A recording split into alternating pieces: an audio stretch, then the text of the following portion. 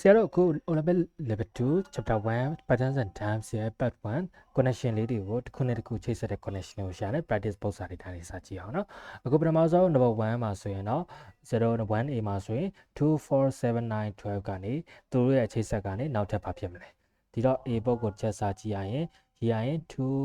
4 7 9 12ကဲဒီတော့တဖြည်းဖြည်းနဲ့တိုးလာတယ်ဆိုတော့ပေါင်းတဲ့ number အနေနဲ့ပဲကြည့်ကြည့်အောင်ပထမ2 to 4က2 plus 2ပေါင်းတယ်နောက်တော့4ကနေ7ကကြတော့3ပေါင်းတယ်နောက်တော့7 to 9ကကြတော့2ပေါင်းပြန်အောင်နောက်တစ်ခု9ကနေ12ကြတော့3ပေါင်းတယ်ဒီတော့ဘာထူးခြားချက်တွေလဲဆိုတော့သူက2 3ပြီးတော့နောက်2 3ပဲပြန်လာတယ်ဆိုတော့နောက်တစ်ခါ2အဲ့တော့2အနေနဲ့ဆိုရင်12 plus 2က14နောက်တစ်ဆင့်အနေနဲ့ဆိုရင်တော့2ပေါင်းပြီးတော့3ပေါင်းလဲပေါ့အဲ့တော့တစ်လက်စီပေါင်းသွားတဲ့ပုံစံမျိုးဖြစ်ပါနော်14 plus 3 17ရပါမယ်ကဲတော့အခုနောက် B တစ်ပုတ်ဆိုရင်ရောကဲ B တစ်ပုတ်မှာဆိုရင်တော့3 6 12နောက်တော့24နောက်တော့48အဲ့ဒီကနေနောက်ထပ်ပါဆက်လာမယ်ကဲတော့ဒီချိန်မှာဆိုရင်တော့3 to 6ကplus 3ပြောရင်တော့ဒါ3လီဖြစ်နေတယ်ဆိုပြီးတော့လည်းယူဆလို့ရတယ်နော်အဲ့လိုမျိုးလည်းစဉ်းစားရရတယ်အဲ့တော့ပေါင်းတဲ့အနေနဲ့ပဲကြည့်ရအောင်နောက်တစ်ခုက plus 6နောက်တစ်ခုက plus 12နောက်တစ်ခုက plus 24ဒီတော့ပြောရင်အခု number တွေကတော့အစင်လိုက်တော့မဖြစ်ပေမဲ့ကြည့်ရသူကိုယ်တိုင် number လေးတွေနဲ့ပေါင်းသွားတဲ့ပုံစံမျိုးတွေ့ရတယ်အဲ့လိုခံမျိုးမှာကိုက multiplication 2အနေနဲ့လည်းစဉ်းစားလို့ရတယ်နော်3နဲ့6 6နဲ့စနစ်အဲ့ဒီသဘောမျိုးနဲ့48နဲ့နောက်96ဒီသဘောမျိုးစဉ်းစားလိုက်ရပါတယ်โอเคအဲ့လိုပုံစံတိုင်းပဲနောက်2လီနေလည်းစဉ်းစားလို့ရတယ်96ထပ်ပေါင်းတယ်လို့လည်းစဉ်းစားလို့ရတယ်เนาะအဲ့တော့96နှစ်ခုဆိုတော့190နဲ့လီက180 6နဲ့လီကစနစ်အဲ့တော့190နဲ့နေရပါကဲနောက်တစ်ခုနံပါတ် C မှာဆိုရင်တော့1 1 2 3 5ဒီကနေနောက်ထပ်ပါဆက်လာမယ်ကဲဒီတော့အခြေအနေများဆိုရင်တော့ပေါင်းတဲ့နံပါတ်တွေနဲ့ပဲရေးကြည့်ရရင် plus 0နောက်တစ်ခုကျတော့ plus 1နောက်တစ်ခုကျတော့2နဲ့3မှာ1 3နဲ့5မှာ2ဒီတော့အစင်လိုက်တော့မဟုတ်ပြန်ဘူးဒီတစ်ခါလဲ0 1တစ်လုံးနဲ့ဆိုရင်တော့1 0 1 2ပေါ့ဒါပေမဲ့ဒီမှာ1နှစ်ခုဖြစ်နေတော့0 1 1 2ကတော့3ဆက်လာဖို့အတွက်ဒါအခြေအနေမပြောတတ်သေးဘူးဒီတော့ဘာထူးခြားချက်ရှိလဲဆိုတော့1နှစ်ခုက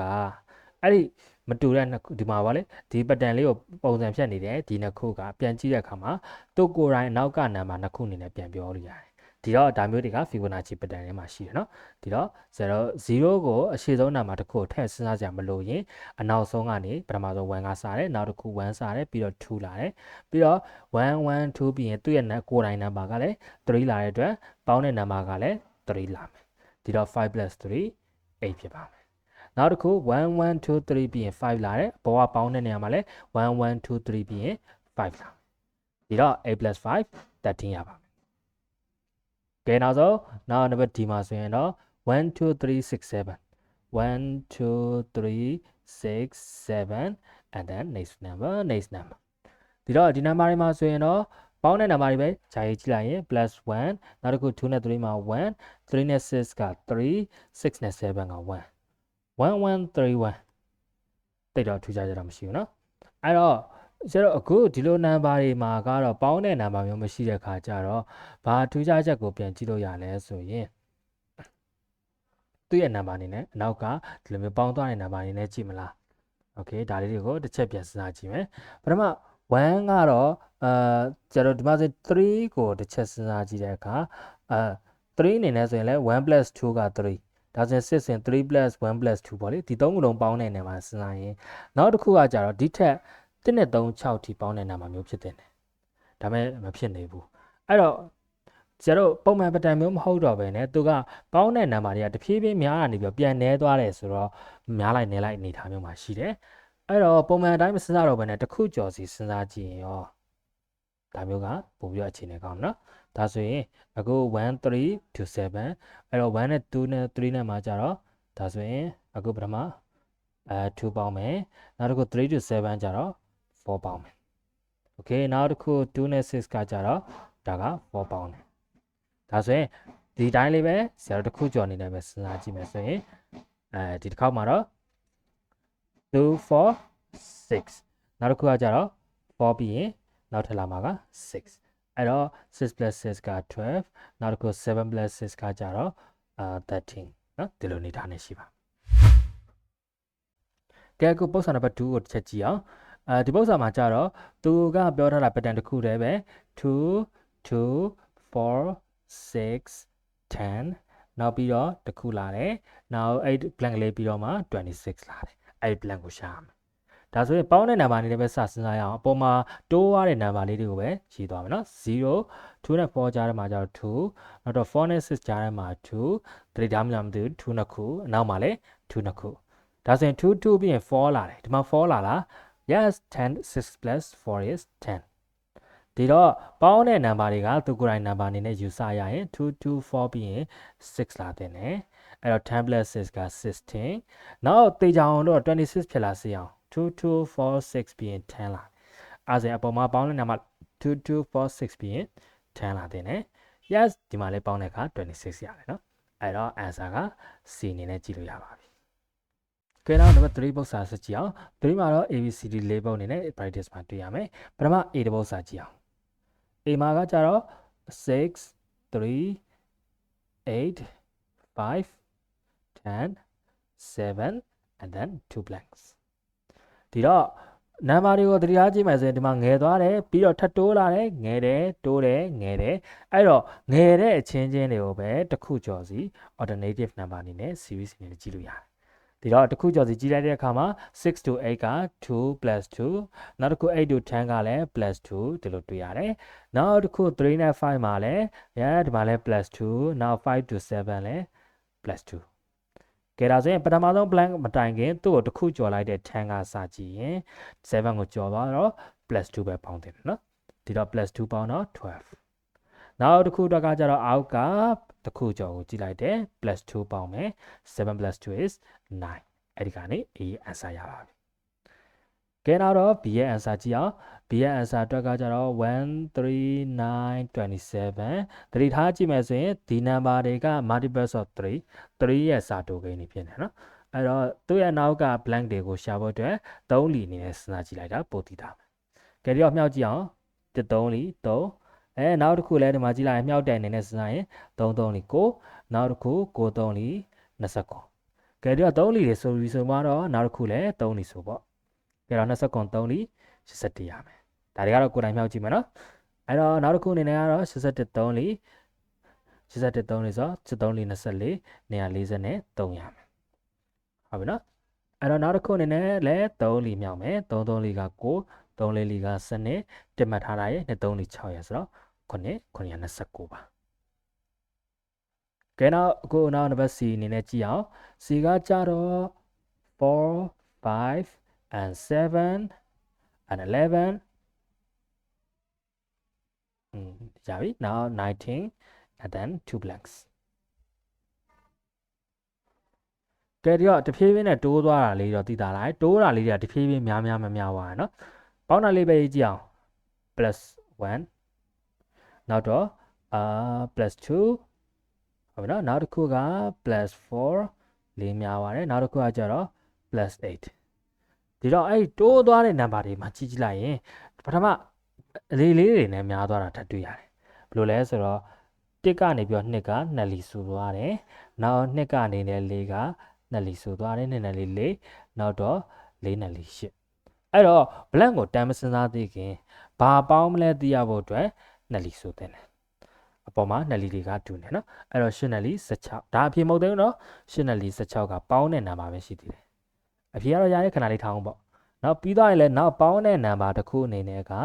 2စာဖြစ်သွားမယ်16ရဲ့2စာ32ပါโอเคအဲ့တော့ပေါင်းတဲ့လေးဆက်ပေါင်းမယ်19ရဲ့16ရဲ့ပေါင်းတော့35အဲ35ကို32ပေါင်းတော့69ရပါကဲတခုတော့ရှိတယ်နော်ဒီမှာကဆရာတို့ကတိုးတဲ့နံပါတ်တွေပဲစဉ်းစားတကယ်လို့ဥမာ၄ကိုမြောက်ပြီးတော့ပေါင်းတာမျိုးတွေနဲ့တခြားနည်းလမ်းတွေနဲ့လည်းမတူညီတဲ့ပတ်တန်မျိုးတွေလည်းရှိတတ်ပါတယ်ဒါမျိုးတွေလည်းကိုယ်တိုင်ချိန်ရနိုင်လို့ဆိုရင်ဖြည့်ပြီးစဉ်းစားကြည့်ပါခုတော့နောက်တစ်ပုဒ်နံပါတ် D ဆက်ကြည့်အောင်ဒီက1 4 9 16 25ဒါတွေကကို ဆရာတို့ဒီလိုမျိုး pattern တွေအကြောင်းကို detail လေးတွေအရင်ဆုံး concept ပိုင်းရှင်းပြတဲ့အခါမျိုးမှာနားထောင်တဲ့သူတွေစဉ်ဒါတခြားသိလိမ့်မယ်ဒါတွေက square number အနေနဲ့ပြောလို့ရတယ်တစ်တက်လေး1 2နဲ့လေး4 3 3လေး9 4လေး16 5 5လေး25 6 6လေး36 9 9လေး49ဒါမျိုးရေးလို့ရပါတယ်တကယ်လို့အဲ့လိုမဟုတ်ဘူးအဲ့လို square number အနေနဲ့မမှတ်မိဘူးဆိုရင်တော့မှ okay square number မသိရင်ဆရာရေးဒါတော့သူမျိုးမတွက်တတ်တော့ဘူးမတွက်တော့ဘူးမလုပ်တာတဲ့ရတယ်ကို square number တွေမှာလည်းသူတို့ရဲ့တစ်ခုချင်းစီမှာတိတာတဲ့ pattern လေးရှိတယ်ဘယ်လိုကြည့်လို့ရလဲဆိုတော့ပေါင်းမဲပေါင်းကြည့်ပေါ့1 plus 3 is 4 4 plus 5 is 9နောက်တော့9 plus 7 16ဒီထားမိလား3 5 7 odd number လေးတိုးလာတယ်ဒီတော့နောက်တစ်ခုမှလည်း9တိုးမယ်နောက်တစ်ခုမှ11တိုးကြည့်ရင်လည်းဒီမှာ36ရတွေ့လိမ့်မယ်နောက်တစ်ခုအနေနဲ့13ပေါင်းတဲ့အခါမှာလည်း49ရတွေ့လိမ့်မယ်နော် okay အဲ့တော့ okay ခဏနေနောက်တစ်ပုတ်ဆက်ကြည့်အောင်ကဲအခုနောက်တစ်ပုတ်နံပါတ်4မှာတော့သူက3ခုကိုပြောထားတယ်အဲ့3ခုအချိတ်ဆက်ကနေပြီးတော့ zero next number ကိုရှာပြရမယ်နောက်ထပ်လာမယ့် number တစ်ခုဒီတော့သူတို့နှစ်ခုလောက်3ခုလောက်ပဲဆိုတော့ zero သူတို့ကိုပိုင်း5 6 1 1နောက်တစ်ခုက1 1 1 2 2 3အော်နည်းနည်းနေရာလေးလွယ်သွားတယ်ခဏနော်အဲ့တော့ဒီမှာပထမ5 6 1 1နောက်တစ်ခုက1 1 1 2 2 3နောက်တစ်ခုကျတော့2 3 2 4 4 7ကဲဒီတော့နံပါတ်အနေနဲ့များနေတော့သူတို့ကိုယ်တိုင်မှာရောအခြေဆက်ရှိလားအနေနဲ့သတိထားမိရင်တော့တွေ့လိမ့်မယ်5 plus 6 is 11ဒီလိုတူနေနော်အဲနောက်တစ်ခုအခြေဆက်အနေနဲ့ဆိုရင်အဲ့ဒီ11ပဲပြန်လာတယ်တွေ့လားဒီတော့ okay မြင်တောင်းလို့ဆရာတို့ဒီလိုမျိုးလေးပဲရအောင်နော်11ပြန်လာတယ်ဒါဆိုရင်နောက်တစ်ဖက်မှာလည်းကြည့်လိုက်23ပြန်လာတယ်ဟုတ်ပြီနော်ဒီလိုပြန်လာတယ်အဲ့လိုမျိုးနောက်တစ်ဖက်မှာလည်းဒီလိုပြန်လာတယ်ကဲနောက်ဘာဆက်တွေ့လဲဆိုတော့17 12 23ဆိုတော့အဲ့တော့ဒါကိုနံပါတ်တစ်ခုအနေနဲ့ပဲသဘောထားလိုက်ရင်17နဲ့ဒီမှာလဲ5 6ပေါင်းသလိုမျိုးဒီမှာလဲ17နဲ့12ပေါင်းကြည့်ရောရတယ်ဒီမှာ23ရတယ်နော်တွေ့လား17နဲ့12ပေါင်း23အဲ့ဆိုရင်အောက်ဆုံးမှာဒါရရင်တော့မှန်ပြီပေါ့ကဲဒီတော့ပေါင်းကြည့်အောင်23ရဲ့24ရဲ့ပေါင်း49ကဲဒါဆိုရင်စဉ်းစားကြည့်လို့ရပြီဘာစဉ်းစားလို့ရလဲဆိုတော့ပထမတစ်ဆင့်မှာကသူကအရှိဆုံးနံပါတ်အနေနဲ့ပြန်လာရမယ်အဲ့တော့47ပြန်လာရမယ်နောက်တစ်ဆင့်အနေနဲ့ကသူက9ဆိုရင်9ရဲ့အနေနောက်တစ်ခုတိုးတဲ့6 17ဆိုရင်17ကနေတစ်ခုတိုးတဲ့12 23ဆိုရင်23တစ်ခုတိုးတဲ့24ဆိုတော့40ခွန်ဆိုရင်40ခွန်တစ်ခုတိုးတဲ့48ပြရမယ်နောက်ပြီးတော့ပေါင်းရင်နောက်ထပ်ဘေးနာကနံပါတ်တစ်ခုရမယ်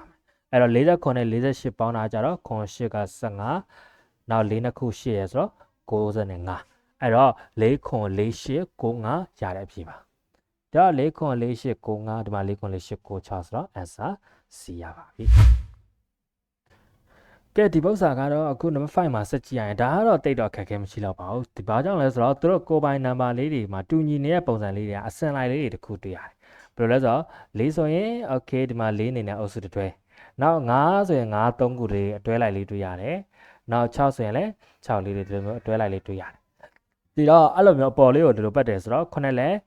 အဲ့လိုပတ်တင်တာပေါ့နော်ဒီလိုမျိုးလေးပတ်မယ်နောက်ဆုံး8ကလည်းအပေါ်လေးဆက်ပတ်မယ်ဒီတော့7ကဒီနောက်ပိုင်းလေးမှာ7 7 7 7ဆက်ရေးလိုက်အောင်မယ်ကဲနောက်ဆုံးကျန်တဲ့နေရာတွေမှာလည်း8ကလေးတွေပဲသူကအစင်လိုက်ထပ်ပြီးတော့တိုးသွားမယ်နော်ကဲဒါဆိုရင်တော့ number 5အတွက် answer ရပါပြီနောက်တစ်ခုဆက်ကြည့်အောင်ကဲအခုနောက် number 6ပုံစံနဲ့ဆက်ကြည့်ရင်ဒါလည်းသူကလည်းပတန်ပုံစံပဲနော်ပတန်ကနေမှဂျားတဲ့က x ကပါဖြစ်မယ်ဒီတော့သူ့ရဲ့ပုံစံတိုင်းရေးကြည့်ရရင်သူကတဖြည်းဖြည်းနဲ့တိုးသွားတယ်တိုးသွားတာမှတော်တော်လေးထပ်ပြီးတော့များတိုးတဲ့ပုံစံပုံများလာတယ်ပေါ့နော်အဲ့တော့ number ရေးရအောင်1 2 3 6 12 now 23 now 44 အပြင်နောက်တော့ x now so 164ဒီတော့ပေါင်းတဲ့ number လေးပဲချက်တော့စာပြီးတော့ရေးကြည့်ရရင် +1 နောက်တစ်ခုကျတော့ +1ဒီတော့ Fibonacci လိုမျိုးတစ်ခုတည်းတော့မဟုတ်တော့ဘူးเนาะနောက်တစ်ခု3ကကျတော့ +3 နောက်တော့6က +6ဒါမှမဟုတ်မြောက်တာများလားဒါပေမဲ့ဒီဘက်ဒီမှာလည်းမြောက်တာလည်းမဟုတ်ဘူးအဲ့ဆိုရင်နောက်တစ်ခုအနေနဲ့က plus ဒီမှာကျတော့တိကျတော့မဟုတ်တော့ဘူး +11ဖြစ်သွားပြီ နောက်တစ်ခုကျတော့23 to 44ကျတော့3 plus 1 2 plus 2 21ပေါင်းတာဖြစ်သွားပြီโอเคနောက်တစ်ခုတော့ဘာပေါင်းမလဲမသိသေးခင်ပေါ့လေအဲ့တော့ဒီနံပါတ်တွေကတနည်းအားဖြင့်6ဆိုရင်ဒီ6လိုမျိုး3ဆိုရင်ဒီ3လိုမျိုးပဲတခြားထူးခြားချက်များရှိမလားဖီဘိုနာချီမှာ0သူ့ရှိကကဏ္ဍနဲ့ပြန်ပေါင်းတယ်ဆိုရင်ဒီနံပါတ်တစ်ခါပဲမဟုတ်နဲ့တစ်ခါကျ2ခါပေါင်းတာ3ခါပေါင်းတာမျိုးလည်းရှိတတ်တယ်လေအဲ့တော့0ဖီဘိုနာချီအနေနဲ့စစဉ်းစားရရင်ဒီတစ်ခုတော့ခဏလေးဖယ်ထားလိုက်အောင်ဒုတိယအနေစစဉ်းစားရအောင်နော်အဲ့တော့ဒုတိယကကြတော့1ကကြတော့သူ့ရှိက1တစ်ခုပဲနောက်3ဆိုရင်သူ့ရဲ့နောက်မှာ1 2တွေ့ရတယ်1 plus 2 okay သူ့နောက်မှာဆိုရင်2ကနေစမယ်ဗောလေ2 1နောက်တစ်ခုဆိုရင်6ကကြတော့6ရဲ့အနောက်မှာ3 2 13ခုထိပေါင်းနေမှာ6ရရနော်11ကြတော့သူ့ရဲ့ပေါင်းတဲ့စနစ်ကနေစပေါင်းနေဆိုစနစ်ရဲ့အနောက်မှာရှိတယ်6 3 9ဖြစ်ပြီဒါဆိုရင်2ဆိုရင်2 3ခုပဲ4ခုမရှိတော့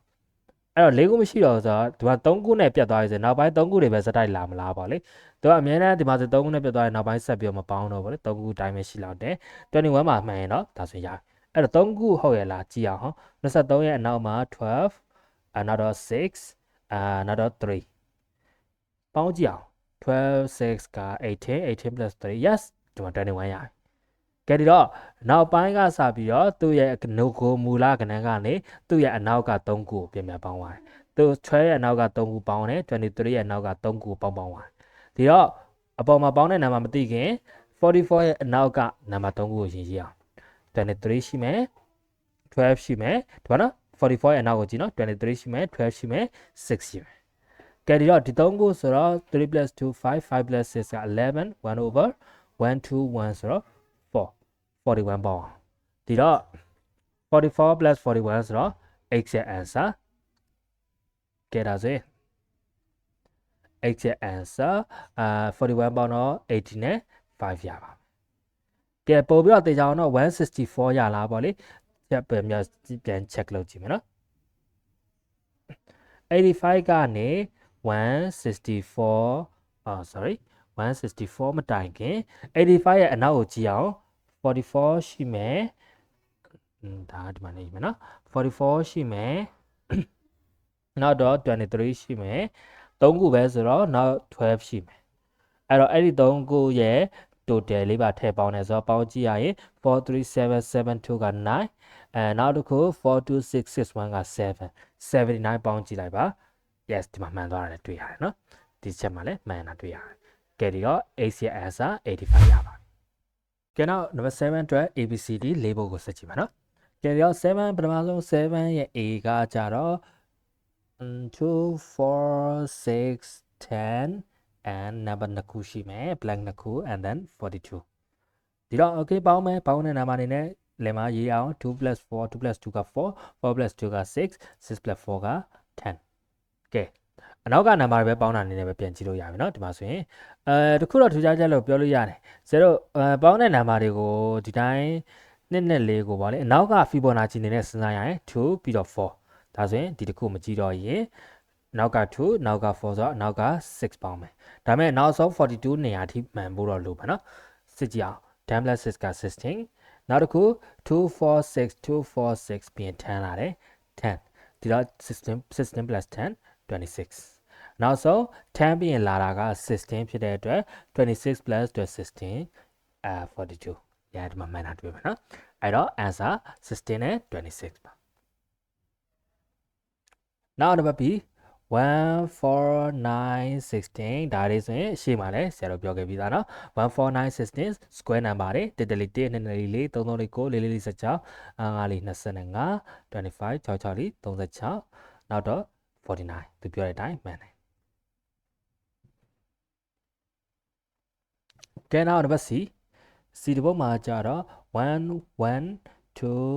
3 and blank 2 blanks and the leftover 13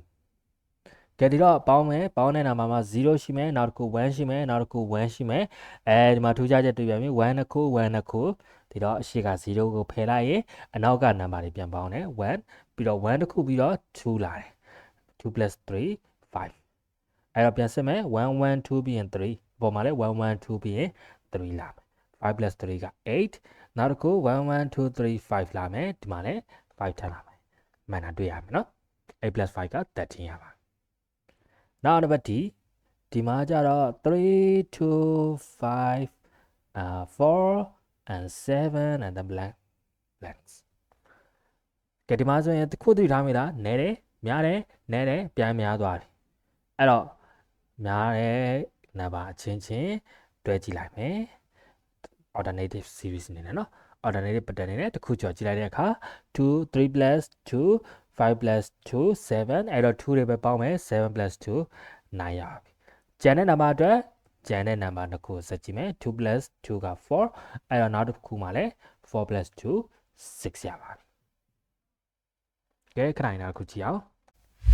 ကဲဒီပုဒ်စာမှာကြတော့နံပါတ်8အတွက်ပုံပေးထားတဲ့နံပါတ်ကိန်းစဉ်လေးတွေဘယ်လိုမျိုးတိုးသွားလဲစာရေးကြည့်မယ်2 1 8 9 4 3 blank and then 7ဒီလို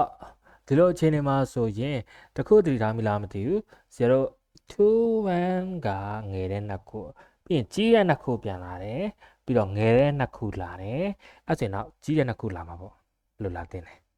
အဲ့တော့ငယ်တဲ့နံပါတ်တွေကိုပဲဆရာတို့အသေးစိတ်လေးကြည့်လိုက်တဲ့အခါမှာ2